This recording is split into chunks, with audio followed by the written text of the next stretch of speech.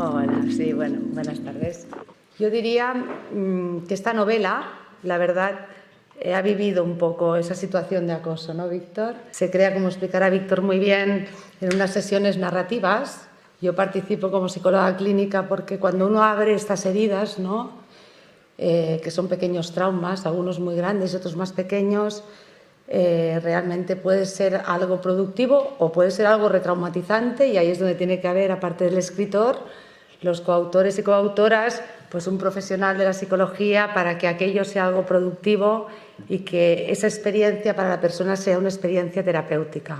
La verdad, yo he aprendido mucho con esta novela, sobre todo, primero porque transmite muy bien las emociones que siente una persona cuando es víctima, cuando es acosadora y cuando es observadora y no sabe qué hacer en esos momentos. Me sorprendía, después de estar casi 30 años trabajando con jóvenes y con adolescentes que han tenido que hacer un stop en su camino porque tenían que reparar heridas de la etapa infantil, pero que la mayoría de ellas, yo diría casi un 70%, venían de una historia de un problema de rechazo, de acoso, de humillación, de vergüenza. Y a veces no tenía que ver tanto con el entorno escolar, tenía que ver a veces con el entorno familiar. La mayoría siempre nos explicaban, ¿no?, que habían tenido esa mirada de que no eran suficientes, ¿no?, que no eran realmente como ellos querían que fueran. Es una herida emocional, relacional, de que las personas que para ti tienen que ser tus grandes referentes no ven en ti lo valioso que eres. Te dabas cuenta, como muchos de ellos ya venían de una herida previa, ¿no?, que no habían tenido en su casa a lo mejor una información clara de cómo resolver un conflicto, o que los conflictos no se querían ver, o cómo poder comunicar cuando algo no iba bien, porque gustaba más maquillarlo y solo ver lo que estaba bien, ¿no? Por lo tanto, no habían aprendido a mostrar lo que sentían, no habían aprendido a pedir ayuda o a mostrar esas emociones. Claro, si no enseñamos a eso, es muy difícil que cuando se encuentran en otro entorno, en esa segunda oportunidad, ¿no?, como bien Purificación nos explicará, que es la escuela, ¿no?, que ahí no sepan cómo manejarse. Se están metiendo conmigo, pues es mejor que calle porque evito el conflicto, porque posiblemente será peor. Enfadarse es mucho más complicado que quedármelo para adentro.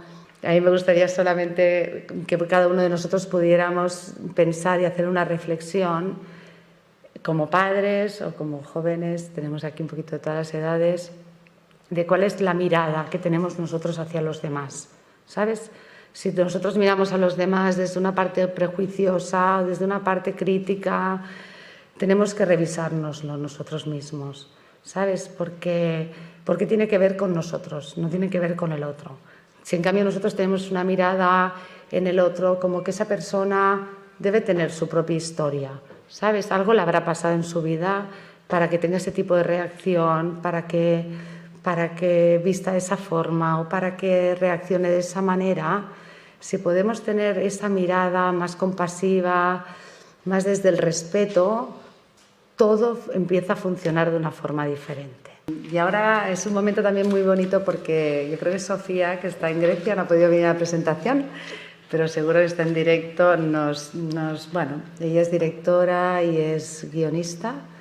Y ella nos comentaba que ella en su historia también, como ella nos lo va a decir ahora un poquito, y ella me hizo mucho pensar en una frase, ¿no?, de Eric Berne, que dice que todos venimos a este mundo, que somos príncipes y princesas, y que nuestro entorno, la sociedad en la que vivimos y a veces nuestras familias con las mejores intenciones nos convierten en ranas y sapos, y que luego al final la vida, para volverte a descubrir, te tienes que ir quitando esa piel de rana para que vuelvas a parecer la princesa, que vuelvas a recuperar tu autenticidad, tu inocencia, como ella lo explica muy bien.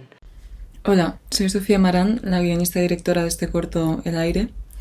Y este es un corto muy, muy especial para mí, porque creo que siempre que creamos estamos intentando sanar heridas de cierta manera, y para mí este corto fue un primer paso hacia sanar las heridas del bullying, y retrata un poco las secuelas a largo plazo de del bullying. Y me alegra mucho participar en este evento y en esta iniciativa, porque sé que si en mi día y en mi colegio hubiese habido un poco de concienciación, pues igual hubiese habido menos heridas que sanar, y espero que sea así para muchos jóvenes de hoy en día, de los colegios. En general, cada uno de los grupos se dividieron por grupos y escogieron aquellos personajes más afines con su propia experiencia, tanto como víctima como también la Dalia, que fue la acosadora que nos ayudó. En el caso de Rocío, nos contó una cosa que aparece mucho en la novela y que teníamos mucho interés en que saliera, que es qué pasa unos años después. Que ellos los que participaban desde Barcelona y también desde Alicante, estaban más cercanos a los episodios de bullying. Rocío le quedaba algo más lejos, por tanto nos podía explicar qué pasa, qué heridas te quedan, qué cicatrices te quedan. Una de las cosas que nos pasó es que cuando empezamos las sesiones y explicamos que Dalia era una acosadora, se creó un clima bastante irrespirable. Se creó una desconfianza absoluta entre todas las que eran víctimas y alguien que tenía el valor, entre comillas, de acompañarnos, explicar que ella era una acosadora y que sabía lo que había hecho, e intentar que entendieran cuál era la historia de Dalia y por qué hacía lo que hacía. Porque una de las cosas que salió muy a menudo en las sesiones era no sabían por qué ellas eran víctimas, qué hacía que alguien te escoja como víctima, por qué yo, algunas de las cosas que decían era qué tengo mal, qué he hecho mal yo para que me escojan así, o qué característica que hace que alguien me escoja como víctima si yo me comporto, si no me meto con nadie. Por ejemplo, Dalia explicó que tenía un entorno familiar muy duro y tenía que volcar su rabia en alguien y acababa escogiendo pues, a alguien que parecía feliz. Eso desconcertó mucho a algunas de las personas que estaban allí y la verdad es que con el proceso que hicimos, si bien no se creó aquello un clima de absoluta camaradería entre Dalia y las demás, sí que hubo mucho entendimiento, entender por qué Dalia hacía lo que hacía. Y también que Dalia entendiera que el dolor que provocaba, aunque ella había pasado por tratamiento y lo tenía bastante más claro, el dolor que provocaba era mucho más profundo del que ella pensaba. En realidad, Dalia no tenía intención de hacer tanto daño. Yo realmente no fui consciente de ello hasta muy tarde. La situación empezó en primero de primaria, que no sé cuántos años son, 6, 7 años, pero eran cosas muy pequeñas, muy sutiles, o sea, comentarios, cosas que desaparecían, no eran cosas llamativas. Entonces, y yo dije, pues aguanto, y aguanto, y aguanto. Y no me di cuenta de que algo estaba mal hasta que la que empezó a fallar fui yo.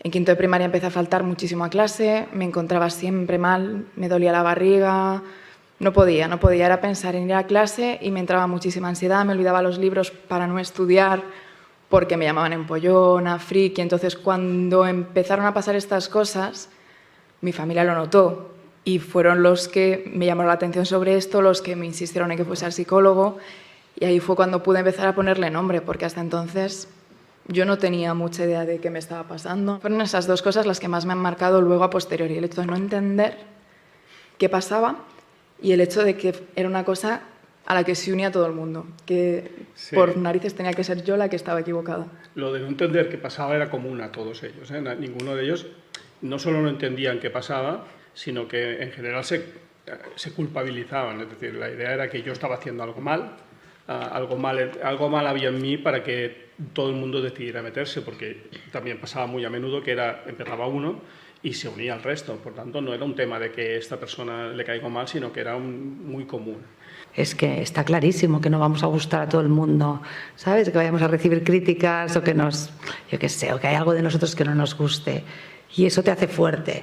El problema es cuando es algo constante, reiterativo, ¿no? Yo diría que eso es una gran diferencia. Sí, algunos profesores se quejaban de eso, es decir, ¿cómo cuantifico cuando estoy hablando de una broma, incluso una broma pesada? La gente nos hacemos bromas pesadas a veces, y en el colegio pasa a menudo. Quizá luego, Ramón, lo podemos comentar. ¿Cómo cuantifico en el momento en que eso se convierte en acoso? Y la verdad es que era difícil, era una raya, una línea difícil de... Es decir, cuando ya estabas en un momento de acoso ya lo sabías claramente, pero el momento en que eso se reconvertía era difícil. No lo había pensado profundamente de la manera en la que me había afectado. Yo era consciente de muchas cosas en mi vida en las que no terminaba de considerarme funcionante, en el sentido, me sentía todavía muy tímida, pero no era capaz de asociar. Y luego ya ayudando, colaborando con el libro, he podido hacer mucho trabajo de introspección. He podido reflexionar mucho y me he dado cuenta de que efectivamente a día de hoy, a pesar de que han pasado ya 13 años, ha pasado ya mucho tiempo, hay muchas cosas en las que todavía me afecta. A mí el acoso me convirtió, y a día de hoy es una cosa con la que lucho cada día es una batalla, con la inseguridad. Porque al final, cuando es una amenaza, lo que decíamos, reiterada, sutil, constante, que no sabes de dónde viene, que no sabes por qué viene, un poco estás siempre esperando a ver dónde te va a venir el golpe. O sea, estás siempre encogida diciendo, ahora está todo bien, pero a ver si... Y no sabes muy bien qué es esa amenaza, pero dices, un día, yo qué sé, mi jefe va a descubrir que soy una inútil y me va a despedir. Y no sabes por qué, porque estás trabajando bien. O mis amigos me van a dejar de hablar y no sabes por qué, porque son tus amigos y estáis bien. O mi pareja me va a dejar. O sea, yo no sé si ahora mismo me está pudiendo escuchar porque tenía que trabajar, pero la de veces que le he podido preguntar al día, o sea, ya no a la semana, al día, ¿pero me quieres? ¿Pero de verdad que me quieres? ¿Pero me sigues queriendo todavía? Como si hubiese podido haber hecho algo en los últimos 5 minutos que hubiese hecho cambiar sus sentimientos. O sea, que en eso lo noto mucho. Me es muy difícil convencerme a mí misma de que soy tan válida como cualquier otra persona, de que merezco lo que tengo, igual que cualquier otra persona, de que puedo llegar tan lejos como cualquier otra persona, porque durante años me convencieron de que no era así. Y un poco te cuesta recuperarte de la rabia contigo misma y decir, ¿y por qué tú no has sido capaz de pararlo tú? Pero es que luego lo pensé, es que yo tenía 8, 9, 10, 11, 12 años, no era mi trabajo pararlo. Era el trabajo de los profesores, era el trabajo de otra gente, no era el mío. Sabes que para muchas cosas las diriges en cosas que van a ser maravillosas, creativas y que vas a triunfar gracias a esa alta sensibilidad. Pero que a nivel relacional, como lo has explicado también, que se me han puesto los pelos de punta, siguen habiendo ahí como pequeños fantasmitas, ¿no? Como explicaba Sofía también, ¿no? Que están ahí aún y que a veces se activan en momentos, como se nos activan a todos, pero a ti igual con un volumen un poquito diferente, momentos de más estrés o de más inseguridad.